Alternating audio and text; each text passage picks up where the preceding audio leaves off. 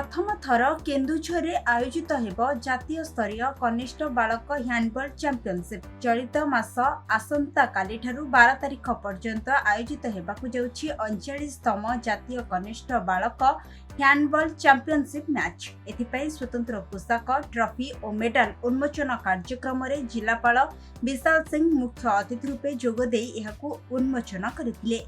एथिरे राज्य ह्यान्डबल संघर संपादक जिला संघर सभापति और संपादक तथा कोषाध्यक्ष उपस्थित थिले। एही खेलरे समग्र देशर खेलाड़ी भाग नेबे। दीर्घ 45 वर्ष पर केन्दुझर जातीय ह्यान्डबल खेल आयोजित हेउथिबारु जिला पई इहा गौरव कथा बोली सांबादिक सम्मेलन में सूचना देइछंती जिला ह्यान्डबल संघर संपादक। आमर एटी 39तम कनिष्ठ बालक विभागर जातीय स्तरीय हैंडबॉल चैंपियनशिप आसंता 8 तारिख आरंभ होब, जो थी कि आमर भारतर 30 राज्य आसवाई सम्मति प्रदान करिसेंती।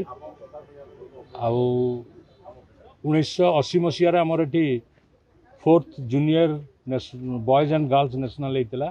दीर्घ 45 वर्ष पर पुणी आउे केउंझर माटी आ गोटे नेशनल होगा जाऊँगी, जो माटी कि आम हैंडबॉल जन्म प्रस्तुति है। आप जानूे 1980 मसीह आमर गोटे सौभाग्य थिला केउझर माटीर जे से प्रथम सब जूनियर बॉयजर ये मैच होता। से एमती सुंदर चाकचक सिंथेटिक फील्ड नाला, से माटी फील्ड स्टेडियम ही होता। से समय फास्ट होता।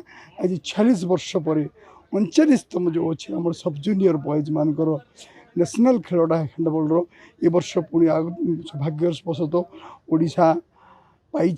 ओडिशा पाइला पर आमर केउझर को चयन कराई। केउझर जिले में जो हैंडबॉल फील्ड रे आरंभ हो आगामी 8 रु आरंभ हो 12 पर्यंत।